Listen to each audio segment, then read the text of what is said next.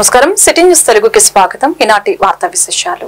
ఆంధ్రప్రదేశ్ ముఖ్యమంత్రి నారా చంద్రబాబు నాయుడు తన 2 రోజుల పర్యటనలో భాగంగా మంగళవారం కుప్పం చేరుకున్నారు. 4సారి ముఖ్యమంత్రిగా బాధ్యతలు చేపట్టిన తర్వాత సీఎం చంద్రబాబు తొలిసారిగా తన సొంత నియోజకవర్గం రావడంతో పార్టీ శ్రేణులు ఆయనకు ఘన స్వాగతం పలికారు. అనంతరం శాంతిపురం మండలం జర్రివానిపల్లె, శాంతిదొడ్డి గ్రామాల్లో ఉన్న హంద్రినీవ కుప్పం బ్రాంచ్ కెనాల్ పనుల్ని ఆయన పరిశీలించడం జరిగింది. సీఎంగా బాధ్యతలు చేపట్టిన తర్వాత తొలిసారిగా సొంత నియోజకవర్గానికి రావడంతో చంద్రబాబు జిల్లాలోని టీడీపీ ఎమ్మెల్యేలంతా కలిసి ఘన స్వాగతం పలికారు. మరొక వైపు ముఖ్యమంత్రి పర్యటనకు సంబంధించిన అన్ని ఏర్పాట్లను జిల్లా ఉన్నతాధికారులు పూర్తి చేశారు. అందులో భాగంగా కట్టుదిట్టమైన భద్రతా చర్యలు తీసుకున్నారు.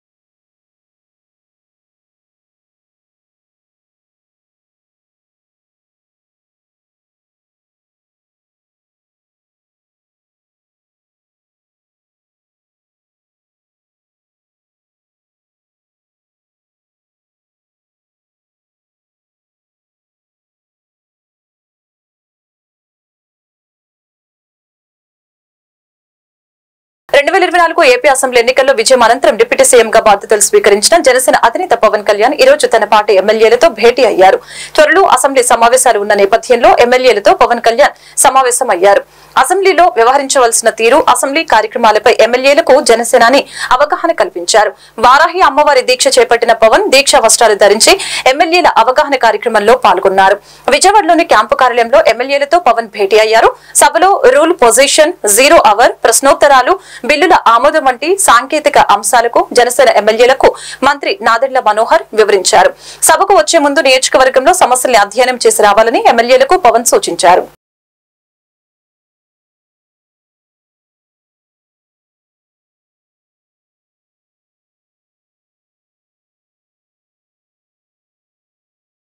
సమస్యల పరిష్కారం కోసం సామాన్యుల నుంచి ఉద్యోగులు, యువకులు, వివిధ సంఘాల ప్రతినిధులు ప్రజా దర్బారుకు తరలివచ్చారు. ఉండవల్లిలో నివాసంలో విద్యా, ఐటీ, ఎలక్ట్రానిక్స్ శాఖ మంత్రి నారా లోకేష్ ను నేరుగా కలిసి తమ సమస్యల్ని విన్నవించారు. ఉదయం నుంచి రాష్ట్ర వ్యాప్తంగా ప్రజా దర్బార్ కార్యక్రమానికి పెద్ద ఎత్తున తరలివచ్చారు. అందరి సమస్యల్ని ఓపికగా విన్న యువనేత ఆయా సమస్యల్ని సత్వర పరిష్కారానికి కృషి చేస్తానని హామీ ఇచ్చారు. ప్రతి ఒక్కరి విన్నపాలను స్వీకరించిన నారా లోకేష్ ఆయా సమస్యల్ని సంబంధిత శాఖలకు పంపి పరిష్కారానికి చొరవ తీసుకోవాలని తెలియజేశారు. ఈ సందర్భంగా యువనేత మాట్లాడుతూ స్వర్ణకార కార్పొరేషన్ ఏర్పాటు సంబంధించిన విధి విధానాలు ఏ విధంగా ఉండాలి, స్వర్ణకారులు ఎదుర్కొంటున్న సమస్యలపై అధ్యయనం చేసి వివరాలను సమర్పించడం జరిగింది. మంగళగిరిలో స్వర్ణకార వృత్తిపై ఆధారపడి అనేక మంది జీవనం సాగిస్తున్నారని, మంగళగిరిని గోల్డ్ హబ్ గా రూపొందిస్తామనే హామీకి కట్టుబడి ఉన్నామని, ఆధునిక సౌకర్యాలు కల్పిస్తామని తెలిపారు.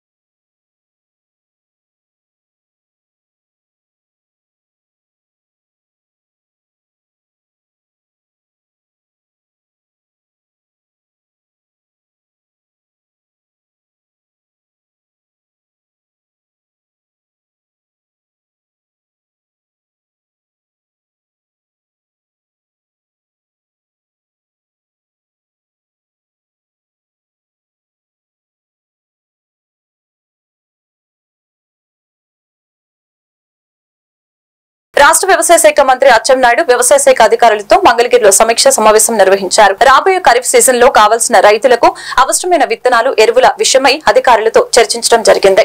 రాష్ట్రంలో వైసీపీ ప్రభుత్వం అధికారంలో ఉన్నప్పుడు అన్ని వ్యవస్థలు నాశనం చేసిందని ఆయన విమర్శించడం జరిగింది. రాష్ట్రంలో వైట్ హౌస్ తరహాలో 26 జిల్లాల్లో ఎటువంటి అనుమతులు లేకుండా వైసీపీ పార్టీ ఆఫీస్ కు నిర్మించుకున్నారని, ముఖ్యమంత్రి స్థాయిలో ఉండే వ్యక్తి చట్టాలను అతిక్రమించారని అచ్చెన్న ఆవేదన వ్యక్తం చేశారు. గత ప్రభుత్వం చేసిన అన్ని అవినీతి కార్యక్రమాలపై సమగ్ర విచారణ జరుపుతామని ప్రజలకు హామీ ఇచ్చారు.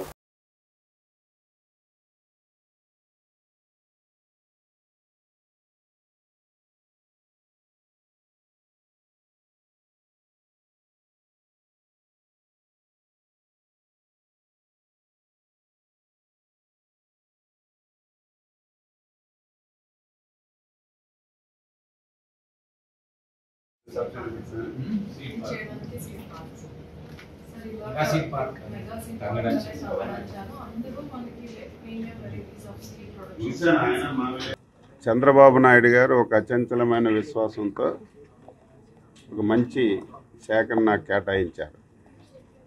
అందులో భాగంగా ఈరోజు వ్యవసాయ శాఖ, కోఆపరేటివ్ శాఖ మీద ఒక రివ్యూ తీసుకున్నాను. ఎందుకంటే మన ఖరీఫ్ స్టార్ట్ అవుతుంది. మొత్తం ఇంకా వ్యవస్థలన్నీ చిన్నాభిన్నం చేశారు. అసలు ఒకసారి రివ్యూ చేసి ఇవన్నీ వింటుంటే ఆశ్చర్యం కలుగుతుంది. ఏది ఏమైనా సరే మళ్ళీ వ్యవస్థలన్నింటినీ కూడా ఫస్ట్ గాడిలో పెట్టాలి. ఆ పనిలో ఉన్నాం. దీంతో పాటుగా ఖరీఫ్ సీజన్ స్టార్ట్ అవుతుంది. దానికి సిద్ధం చేయడానికి ఈరోజు సమావేశం పెట్టుకున్నాం. ఎక్కడ ఎవరు విత్తనం అందలేదనే మాట రాకూడదు, ఎరువులు అందలేదనే మాట రాకూడదు. 2-3 రోజుల్లో బ్యాంకర్ సమావేశం కూడా ముఖ్యమంత్రి గారితో మాట్లాడి లోన్ ప్యాటర్నింగ్ కూడా ఏ విధంగా చేయాలనేది ప్లాన్ చేస్తాం. ఎక్కడ కూడా ఈ 5 సంవత్సరాలు వ్యవసాయదారుడు మెకనైజేషన్లో ఒక చిన్న బోల్టు, నట్టు, కొడవలు ఇచ్చిన పరిస్థితి కూడా లేదు. అంటే మొత్తం డీఫంక్ చేశారు డిపార్ట్మెంట్. మళ్ళీ దీనిలో లైన్లో పెట్టాలంటే కొంత సమయం పడుతుంది. ఈరోజు సమావేశంలో ఓన్లీ ప్రిలిమినరీ బ్రీఫింగ్ అంతా తీసుకుని కొంత ఐడియాకి వచ్చాం. మీరు చూస్తారు, ఆంధ్రప్రదేశ్ అయినా దేశమైనా అందులో ఎవరం మాట్లాడినా దేశానికి వెన్నుముక అన్నదాత, దేశానికి పట్టుగొమ్మలు రైతులు అని చెప్పి మాట్లాడతారు. కానీ చేతల్లో అది ఆచరించే వాళ్ళు చాలా తక్కువ. నేను మాటిస్తున్నాను, చంద్రబాబు గారి నాయకత్వంలో మళ్ళీ వ్యవసాయ శాఖ, వ్యవసాయ అనుబంధ శాఖలు మళ్ళీ దేశంలోనే ఒక అగ్రగామిగా తీసుకెళ్ళడానికి నేను శాయశక్తులకు కృషి చేస్తాను. అందులో నేను గ్రామీణ ప్రాంతం బ్యాక్గ్రౌండ్ ఉన్నటువంటి వ్యక్తిని. నాకు కూడా అన్నింటి మీద పూర్తిగా ఈ సంఖ్యల మీద లేకపోతే పూర్తిగా అవగాహన లేకపోయినా మొత్తం విధానాలన్నింటి మీద ఒక అవగాహన ఉంది. కాబట్టి తప్పనిసరిగా ఆంధ్రప్రదేశ్లో వ్యవసాయ శాఖ, వ్యవసాయ అనుబంధ శాఖలు దేశానికి ఒక రోల్ మోడల్గా తయారవ్వడానికి నేను ప్రయత్నం చేస్తాను. దానికి అందరికీ సహకరించమని చెప్పాను. కృష్ణా జిల్లా పెడన నియోజకవర్గం గూడూరు మండలం గూడూరు అంగన్వాడీ పాఠశాలను తనిఖీ చేసి విద్యార్థులకు పెట్టే భోజనం రుచి చూసిన పెడన శాసనసభ్యులు కాగిత కృష్ణప్రసాద్ చిన్నపిల్లలకు భోజనం నాణ్యతతో రుచికరంగా ఉండేలా చేయాలని తెలియజేశారు. అలాగే బాలింత గర్భిణీల విషయంలో కూడా తగు జాగ్రత్తలు తీసుకోవాలని అన్నారు. ఐసీడీసీ అధికారులు ఆదేశించిన కృష్ణప్రసాద్ చిన్నపిల్లల పట్ల శ్రద్ధ చూపకపోతే సహించేది లేదని ఆయన అన్నారు.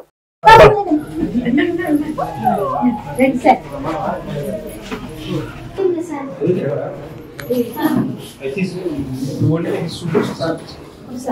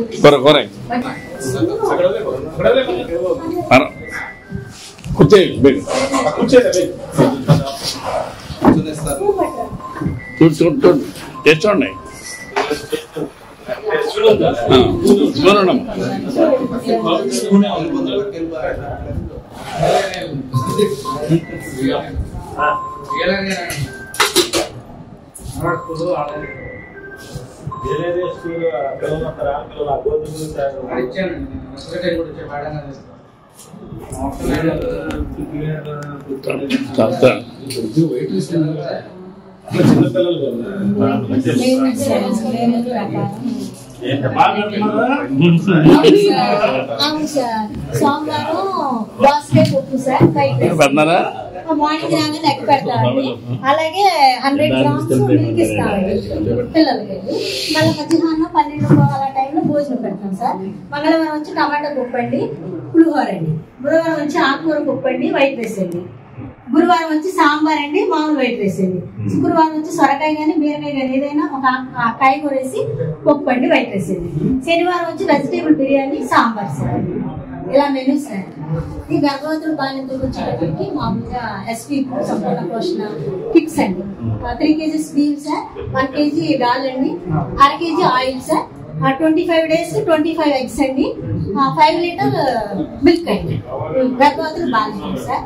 అక్కడ వాళ్ళకి మన భోజనం. కృష్ణా జిల్లా పెడన నియోజకవర్గం గూడూరు మండల తెలుగుదేశం పార్టీ అధ్యక్ష పోతన సోమనాయుడు 5 సంవత్సరాల నుంచి మినుములు, పెసలు మండలంలోని 27 పంచాయతీలకు ఎంతమంది రైతులు ఇచ్చారు, వారి పేర్లు రైతు భరోసా కార్యాలయం ముందు, పంచాయతీ కార్యాలయం ముందు ఫ్లెక్సీలు కట్టి పెట్టండి, లేకుంటే బోర్డులు అంటించండి.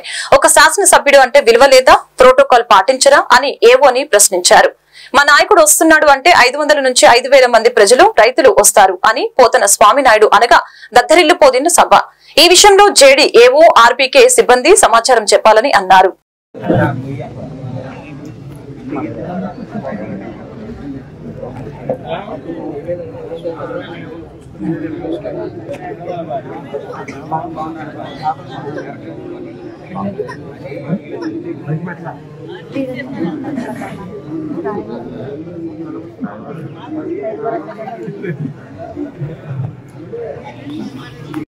చేస్తున్నారు. ఇక్కడున్న గ్రామ మండలం నుంచి అన్ని గ్రామ ప్రజలు కూడా వచ్చారు, రైతాంగం కూడా వచ్చారు. ఎవరైతే రైతు భరోసా కేంద్రాలు పర్సనల్ గా ఎవరైతే ఉన్నారో, అక్కడ అధికారులు ఎవరైతే ఉన్నారో, ఒక్క నిమిషం మాట్లాడేదాన్ని ఎవరైనా రైతు భరోసా కేంద్రంలో మనకు స్పందించట్లేదంటే ఎమ్మెల్యే గారి దృష్టికి తీసుకురండి. ఇమీడియట్ గా చర్యలు ఉంటాయి. గతం వేరు, ఇప్పుడు రైతులకు అందుబాటులో ఉండాలి. అగ్రికల్చర్ డిపార్ట్మెంట్ మీ ఇష్టం వచ్చినట్లు ఎక్కడుంటే అక్కడ కుదరదు. దయచేసి రైతాంగానికి అందుబాటులో ఉండాలి, ప్రజలకు సేవ చేయాలి, రైతుకు సేవ చేయాలి. ఈరోజు నేను చెప్పాను మీకు షామేనాలు టెంట్లు వేయించమని. ఒక షామేనా వేసి మొక్కుబడి చేస్తే ఒక 5-10 మంది ఇచ్చేసి వెళ్ళిపోతారు అనుకున్నారని ఎమ్మెల్యే గారు. ప్రజా మనిషి 5000 మంది వస్తారు, 500 కాదు ఇప్పుడు వచ్చేది. ఎవరైనా మండలంలో రైతాంగ సమస్యలు ఎవరైనా ఉన్నా సరే డైరెక్ట్ గా ఎమ్మెల్యే గారు దృష్టిలోకి తీసుకురండి. వాటి సమస్యల పరిష్కారానికి ఎమ్మెల్యే గారు కృషి చేస్తారని చెప్పి సందర్భంగా తెలియజేస్తూ, సార్ ఇప్పుడు ఎమ్మెల్యే గారికి కూడా దృష్టిలో పెడుతున్నాను. సార్ మినువులు, పెసలు ఏ రైతుకి ఇచ్చారో వివరాలు లేవు. ఈ 5 సంవత్సరాల నుంచి లోడ్లు వెళ్ళిపోయినాయి. సబ్సిడీ కూడా ఏం చెప్పలేదు. ఇన్పుట్ సబ్సిడీ ఎవరికి పడిందో చెప్పలే. అసలు ఆ మాట్లాడితే ఆయన ఏమి చెప్పట్లా. ఇన్పుట్ సబ్సిడీ మల్లవల్ గ్రామంలో ఎంత మందికి పడిందో, అసలు ఎంత వచ్చిందో కూడా తెలియదు. ఇన్పుట్ సబ్సిడీ స్టేట్ అంతా కూడా సార్ అది కొంతమందికి పడింది సార్. అది ప్రాబ్లం సార్, అందరికీ పడలేదు సార్. అది ప్రాబ్లం స్టేట్ అంతా. కంప్యూటర్ ఆపరేటర్ కంప్యూటర్ ఎవరు ఖాళీ చేస్తారు. ఇప్పుడు మీకు వెళ్ళిన స్టేట్మెంట్ మీరు గవర్నమెంట్ కి ప్రపోజల్ పంపించి స్టేట్మెంట్ ఇవ్వండి. ఇస్తాం. 27 పంచాయతీలు సార్ మీరు పంపించారా లేదు మాకు అవగాహన కావాలి కదా. పంపించుకుంటే మీరు అవగాహన ఇప్పుడు ఇవ్వండి. నెల లోపల ఇచ్చింది దయచేసి. ఇక గతం కదా వదిలేయండి. అసలు వచ్చిన ఈ వార్తలు ఇంతటితో సమాప్తం. మరొక బిల్టన్ మళ్ళీ కలుద్దాం. నమస్కారం.